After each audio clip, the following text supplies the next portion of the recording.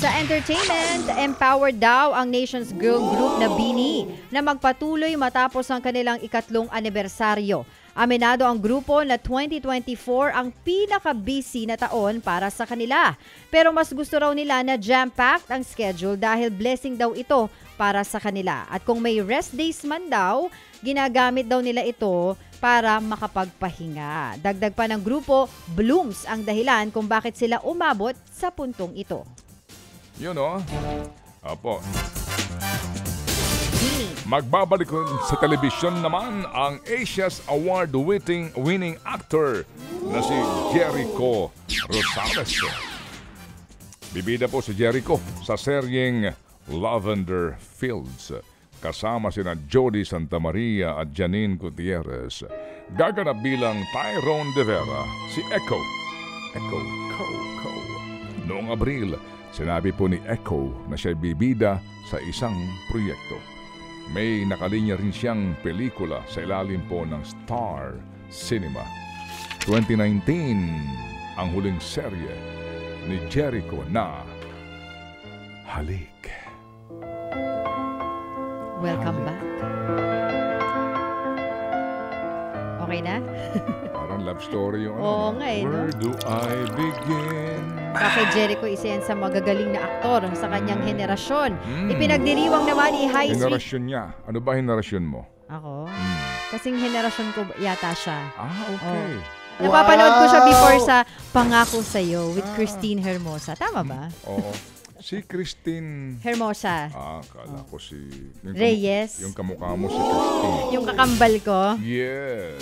Sige. Good morning kay George Blaylock, ha? Nanonood ngayon sa atin sa Amerika at isa sa mga libo-libo mong fan. Nako.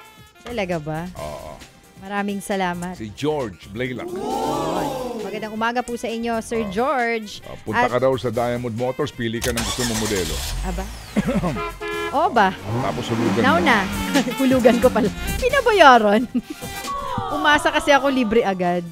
Nakakaalang nila yan. Okay, ipinagdiriwang naman ni High Street star Andrea Brillantes ang isang taon niyang pagiging single.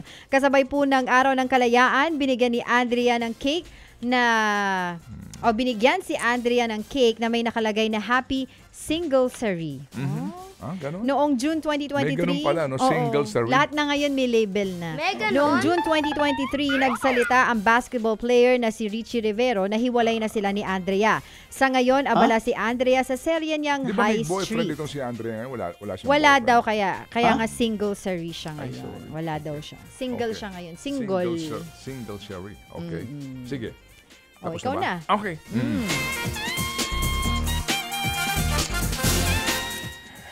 Usap-usapan ngayon ang hindi umano pag-invite ni Carlo Aquino sa kanyang anak na si Mithi sa kasal nila ni Charlie Dizon. Sa vlog ng showbiz columnist na si Ogie Diaz, tinanong niya raw ang ex-girlfriend ni Carlo na si Trina Candasa kung bakit wala ang kanilang anak sa kasal ng ama. Sagot daw ni Trina, wala naman daw hong ipinaalam sa kanya si Carlo na invited ang kanilang anak sa kasal o bahagi ito ng entourage. Dagdag pa ni Mama Ogsa, sinabi rin daw ni Trina na hindi kinausap ng aktor ang mag-ina. Sa ngayon ay wala pang pahayag dito ang kampo ni Carlo. June 9 nang sorpresahin ni Carlo at Charlie ang lahat sa kanilang kasal. Samantala, namangharaw ang Phil-Canadian hunk na si Sino? Manny Jacinto sa latest Star Wars series na The Acolyte. Gumanap si Manny bilang Kimir sa serye. Lahat daw kasi ng set sa serye ay man-made at hindi computer-generated images o CGI. Pakiramdam daw niya, isa siyang bata sa set. Proud naman ang aktor na mataas ang rating ng mga episode niya. Hiling ngayon ni Manny makabalik ng Pilipinas para magturo sa mga workshop para sa mga kababayan.